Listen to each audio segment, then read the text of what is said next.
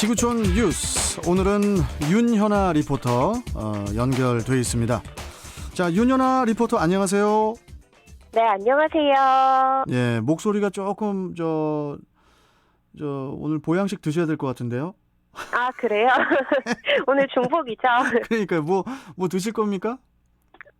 오늘 한번 먹어야겠네요. 점심에. 아, 점심에. 예. 보통 여성분들 저 삼계탕 같은 거 많이들 드시겠죠? 네, 제가 지난 초복에는 삼계탕을 먹었거든요. 아, 그럼 오늘은 뭐 장어탕? 뭐 이런 거 드시. 한번 고민해 보겠습니다. 예, 뭐 아무거나 아무튼 네. 영양가 있는 거 맛있게 드시길 바라겠고요. 네. 자, 오늘 첫 번째 해외 소식 뭔가요? 좀 밝은 거였으면 좋겠는데 뭡니까? 네, 오늘은 도쿄올림픽 관련 소식부터 전해드릴게요. 네. 이 도쿄의 신규 확진자 숫자가 계속 증가세를 보이는 가운데 이 경기에 뛰어야 할 선수들의 확진 판정도 계속 늘고 있습니다. 네. 이 먼저 올림픽 선수촌의 첫 확진자는 남아공 축구대표 선수 2명인데요. 이들의 밀접 접촉자는 모두 21명으로 나타났습니다. 이 밀접 접촉자들은 PCR 검사에서 모두 음성이 확인됐지만 이 선수촌 안에서 개별 격리에 들어갔습니다. 이 오는 22일 일본과 첫 예선전을 앞둔 남아공 축구대표팀이 경기 5일 전에 선수촌에 입촌해야 된다는 규정과 달리 사흘이나 앞선 지난 14일에 입촌한 것을 두고도 논란이 계속되고 있는데요. 이 입촌 규정을 어기고 선수촌 안에서 확진 판정을 받는 바람에 이 다른 나라 선수들까지 감염 위험에 노출되도록 했기 때문입니다. 이 올림픽위원회 IOC와 도쿄 주지기는 남아공 대표팀처럼 예외를 인정받아서 이 선수촌에 들어와 있는 선수가 몇 명인지는 밝히지 않고 있습니다.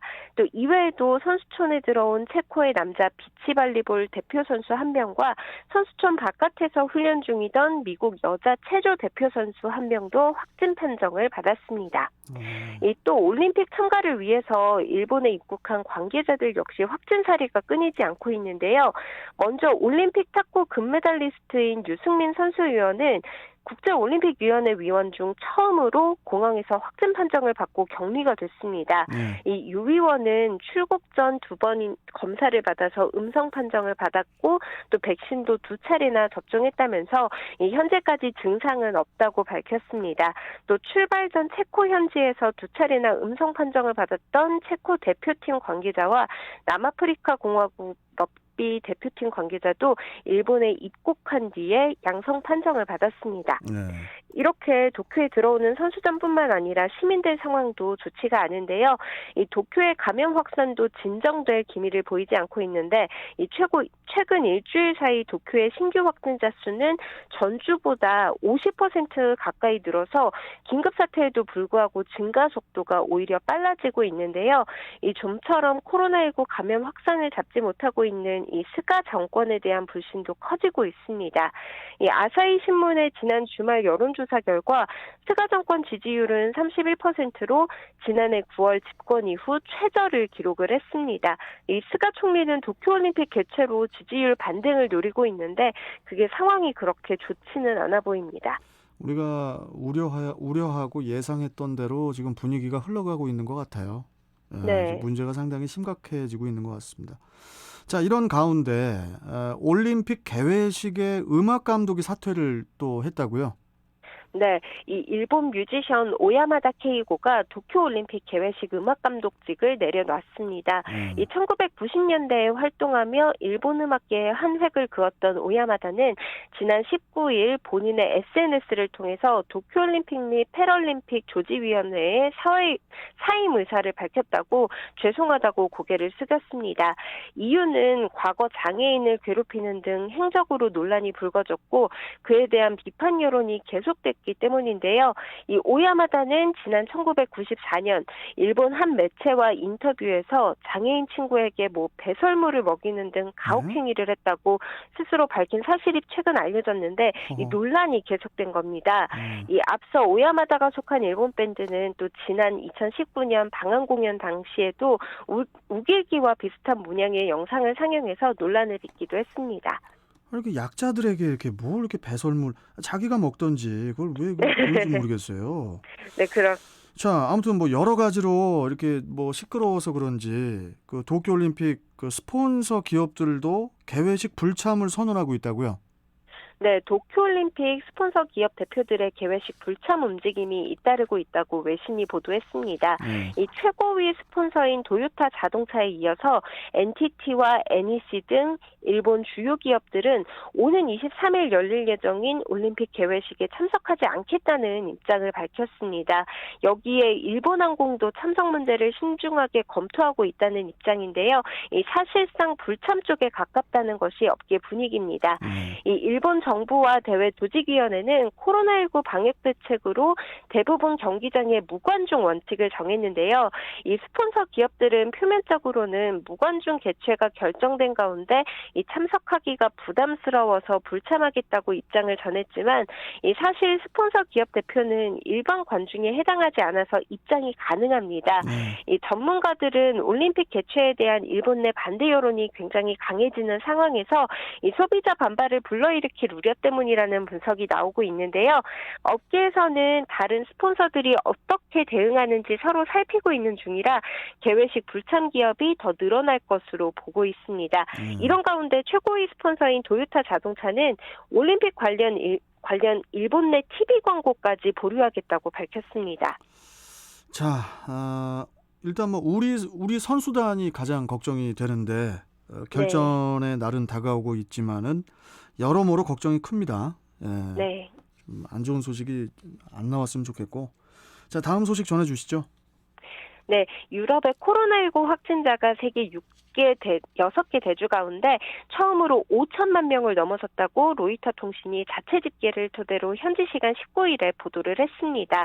이 로이터는 유럽, 아시아와 중동, 남미와 카리브해, 북미, 아프리카, 오세아니아 등 이렇게 대륙별로 코로나19 확진자를 집계해왔는데요. 유럽의 확진자가 8일마다 100만 명씩 늘었다고 밝혔습니다. 이 확진자가 2,500만 명이 될 때까지는 350일이 소요가 됐는데 다시 2,500만 명이 증가해서 5천만 명이 증가될 때까지는 194일이 걸렸다고 설명했습니다. 이 로이터는 유럽에서 신규 확진자가 기록적으로 늘어나고 있는 상황을 전파력이 강한 델타 변이가 확산되기 때문으로 분석을 했는데요. 이 유럽의 코로나19 사망자는 130만 명에 육박합니다. 이 코로나19 재확산의 유럽 국가들은 다시 방역 고삐를 쥐고 있는데 이 네덜란드는 지난 14일 재택근무 권고를 없앤 지 일주일 만에 다시 도입하기로 했고요. 프랑스는 보건의료 인력 백신 접종을 의무화했고 또 여가 문화시설 이용 시에 접종 증명서를 제시하도록 하는 방안을 마련했습니다.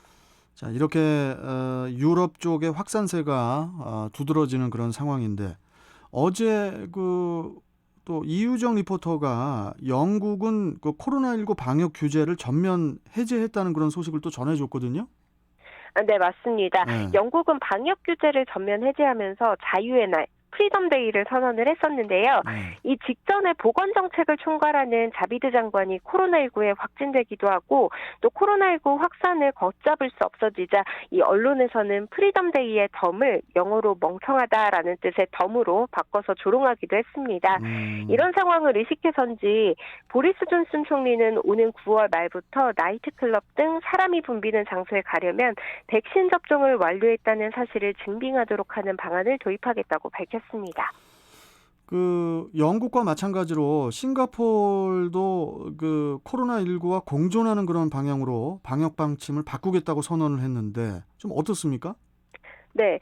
근데 영국과는 결이 조금 다른데요. 이 싱가포르는 확진자 집계를 하지 않겠다라고 선언을 했습니다. 인구의 절반 가까이 백신을 2번씩 맞았기 때문에 가벼운 증상 정도는 집계하지 않겠다는 건데요. 이 지금까지 싱가포르는 백신을 맞고도 120여 명이 감염이 됐는데 대부분 증상이 없거나 경미합니다. 실제로 싱가포르는 올 초에도 거리 두기를 완화했다가 확진자가 다시 늘어나기도 했는데요. 이 사망률은 거의 0.1% 수준이라고 합니다. 이 세계보건기구가 밝힌 지금까지 코로나의 사망률은 2.15%인데 이 싱가포르는 백신을 모두 맞으면서 거의 20분의 1로 떨어진 건데요. 이 독감의 사망률이 보통 0.1%입니다. 그래서 코로나19로 인한 사망 비율이 거의 독감 수준까지 떨어졌으니까 혹시 감염이 되더라도 집에서 독감처럼 치료를 할 수 있겠다는 것이 싱가포르의 입장입니다. 예. 이 방역 조치 면에서도 전면 해제를 선언한 영국과 차이가 있는데요. 이 싱가포르는 방역 조치 해제 역시 단계별로 하는데 이 전 국민의 3분의 2가 백신을 2번 다 맞는 다음 달 초쯤부터 시작이 됩니다. 내용을 보면 식사나 모임, 영화관, 결혼식, 종교행사 등 대부분을 풀어주는 건데요. 예. 방역은 꼼꼼하게 계속합니다. 식당이나 미용실 등 사람이 많이 모이는 곳의 직원들은 2주마다 코로나 검사를 받아야 됩니다. 이렇게 영국과 싱가포르의 코로나19 공존 선언이 실험이라고 불리면서 이 성패 여부에 전 세계가 주목을 하고 있습니다. 그렇군요. 이 결과에 따라서 또 전 세계의 방역 체계에도 영향을 미칠 수가 있기 때문에 계속해서 관심을 또 갖고 지켜봐야 될 것 같습니다. 네. 자, 오늘 말씀 잘 들었고 아무튼 저 보양식 맛있게 드시기 바라겠습니다. 감사합니다. 네, 감사합니다. 예, 예. 자, 지구촌 뉴스 윤현아 리포터와 함께 했습니다.